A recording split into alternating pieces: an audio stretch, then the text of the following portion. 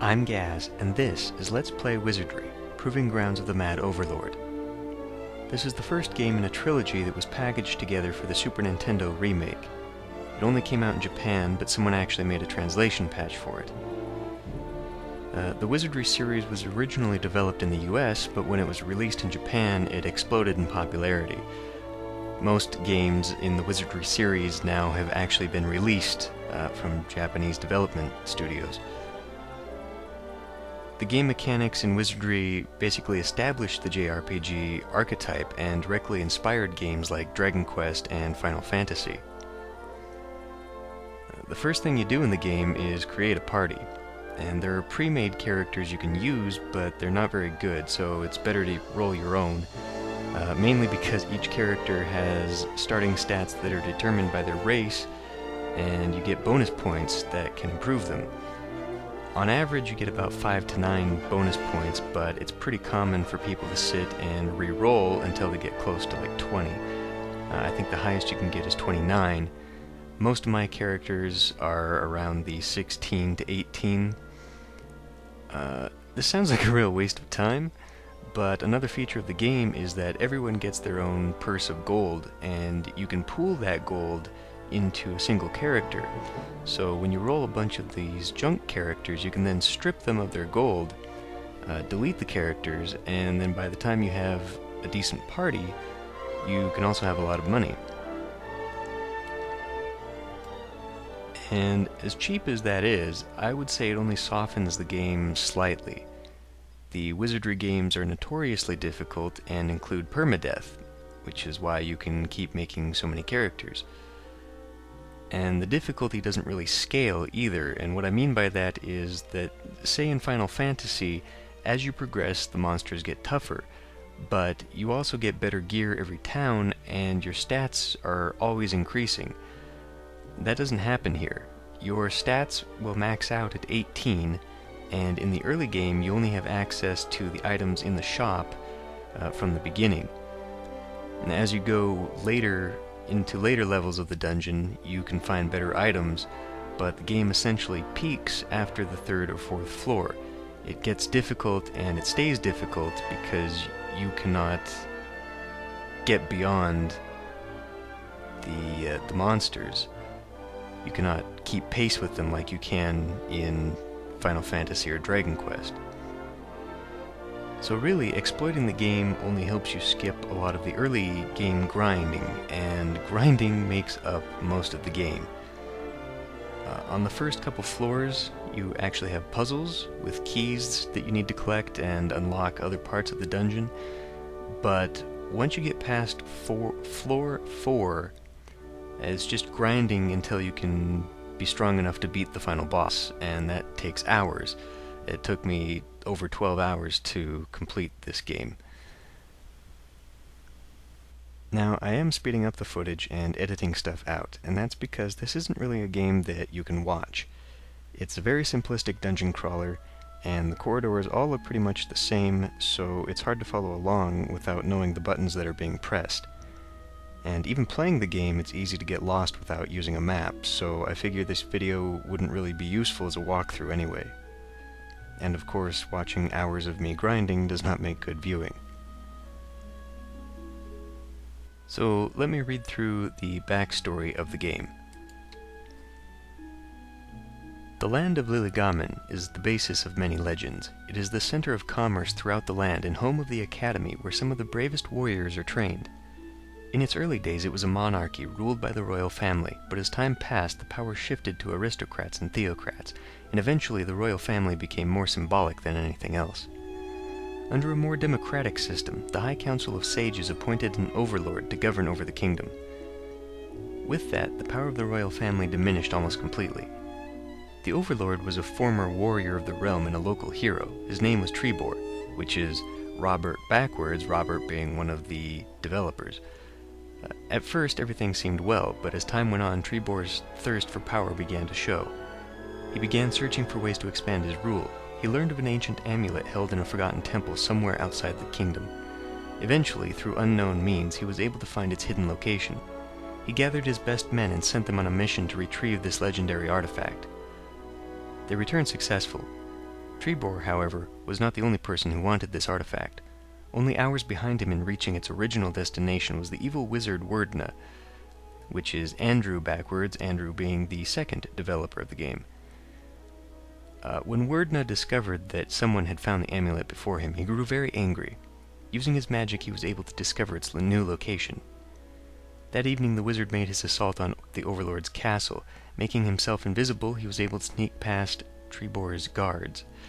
He found the Overlord sitting in his throne room with a group of sages studying the amulet. Werdna cast a powerful spell that made Trebor and everyone in his immediate vicinity frozen with fear. With Trebor unable to move, Werdna plucked the amulet right from his hands and left the castle. Werdna knew that once Trebor regained his senses, he would be a prime suspect. He couldn't return to his tower. He needed a new hiding place. That's when he was struck with a brilliant idea. Werdna decided to use the amulet to make a new home right beneath the city of Liligamen. There was enough underground mining activity already. He should go unnoticed. Upon the thought of his very plan, the amulet began to glow. Suddenly, there was a tremendous earthquake, and in a flash, Werdna found himself in a giant 10-level labyrinth in the ground below the city. Summoning monsters to be his allies, Werdna explored his way to the lowest depths and made a home where he would be able to study the powers of the amulet undisturbed. After losing the amulet and discovering the existence of the mysterious maze beneath his city, Trebor became unhinged. His madness grew daily. All he could think of was getting his amulet back. He called for the greatest warriors in the realm to enter the maze and find Werdna, but the monsters grew greater in numbers, and they began to spread to even the highest depths of the maze. A year after the discovery of the maze, Trebor had managed to secure the first 4 floors. Most of the warriors who tried to journey deeper were never seen again. Those that were returned with their minds warped, speaking of demons and dark magic. Trebor ordered the passages to the deeper layers of the maze to be magically sealed, thus preventing these creatures from making their way to the town. He also ordered that traps be set on the first 3 layers. Upon completion, Trebor declared the maze his own personal proving grounds. New cadets enrolled in the training academy would be offered the opportunity to brave the maze. Those that could find the secret he had hidden for them would be rewarded. Trebor decided he could use the maze as a test. Those that would be able to make their way to the 4th floor would be deemed worthy and told the truth about Werdna and the amulet. They would be given the chance to go deeper into the maze. If they could return with the amulet, they would be inducted as members of Trebor's personal guard. It has been 5 years since the disappearance of the amulet, and this time it is your characters that have volunteered to challenge the maze. This is where it all begins. Some other things to talk about. Most encounters in the game are random, but there are a few fixed ones that you can grind for experience. And the most useful one early on is on the 1st floor and is called Murphy's Ghost. He gives about 700 experience, which is significantly better than most early mobs for the effort you go through, and if you factor in the time it takes to beat tougher mobs, he can also be useful to grind even for later levels. And on the 4th floor is a very difficult group that you have to beat in order to gain access to the lower floors. And they can also drop a cursed ring, which drains your health, but sells for 250,000 gold. So if you can make it back to town alive, it's really handy. And it drains your health as you walk, so you basically have to pass it off between your characters, or keep healing whoever is the ring bearer, or else they will die.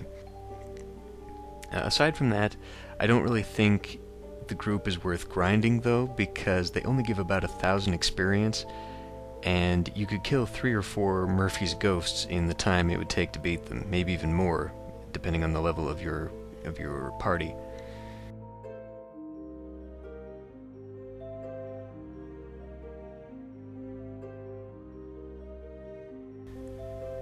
There's also the ability to change your character's classes if they qualify, either by having a certain stat level or alignment.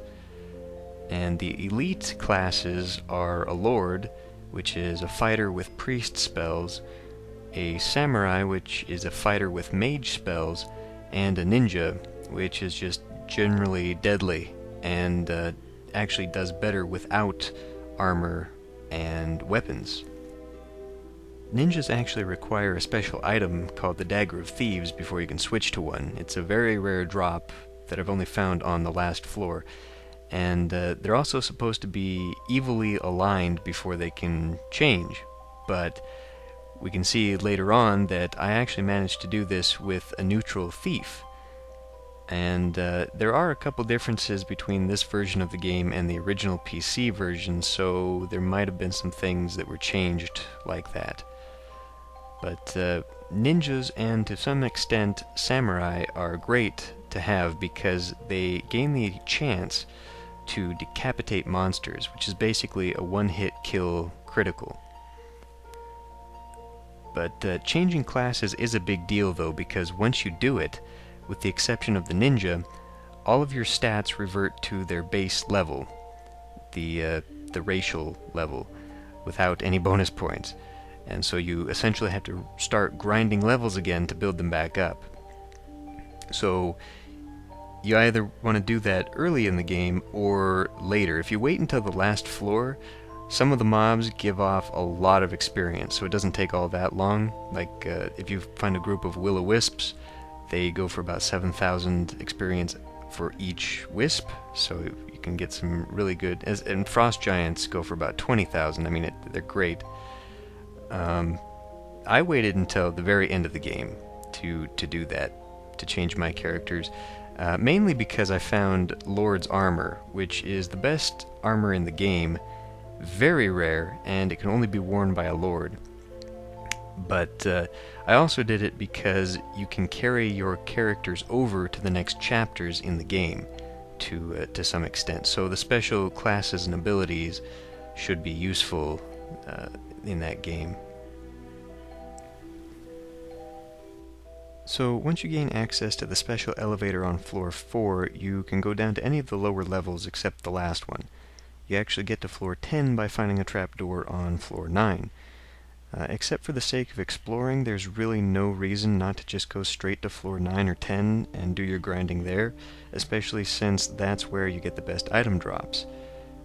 Floor 10 is basically just one big gauntlet. You follow a path through 5 rooms, each of which has a monster behind the door and a teleporter that takes you to the next part of the maze. Each room also has a teleporter that goes back to the surface, so you can grind through the rooms, then go back and rest, sell your stuff, and repeat the process.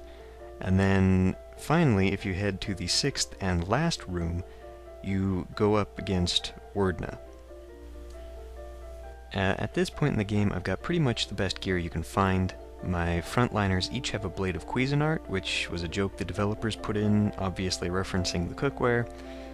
They took forever to drop, and I abused save states quite a bit. I don't recommend wasting the time, since you can't take them with you to the next game. If I had known that earlier, I would not have bothered. I've also got the most powerful spells and a ninja that one-shots fairly regularly.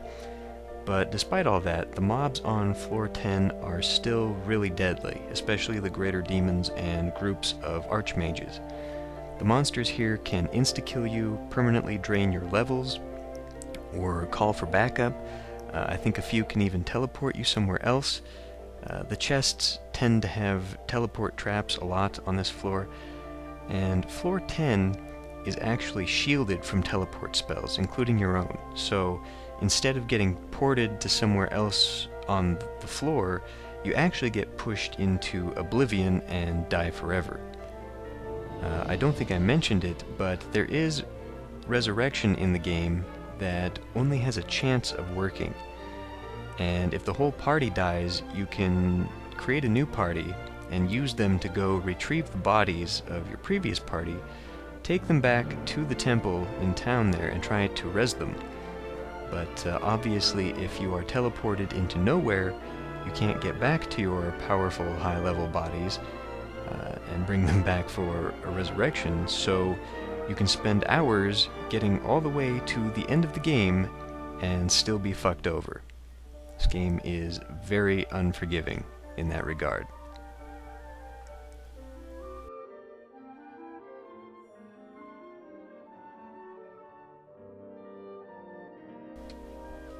So Wordna here is flanked by a bunch of vampires, which are creatures that can drain your levels and stats. He can also auto-kill you and do a bunch of other nasty things, but that doesn't actually turn out to be much of a problem for me because I get really lucky and manage to decapitate him. I'd actually planned on trying to cheese him a little and use a spell that has random effects, one of which is teleporting enemies into oblivion in the fashion that I mentioned earlier. Thankfully that's unnecessary, and my best spells basically clear everyone else out.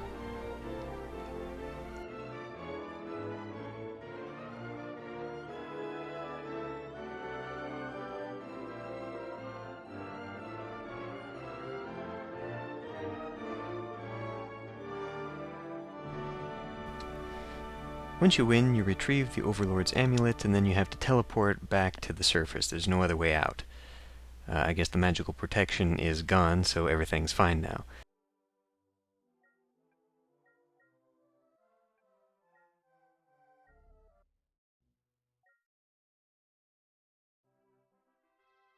The Overlord then makes you Royal Guards, gives you a bunch of golden experience, which is useful for a final level up before you transfer your characters to the next game. The Grindfest is a bit tedious, but if you're into old school RPGs, then I would recommend that you play Wizardry in one of its many forms if you can find it. Anyway, thanks for watching. I will see you next time.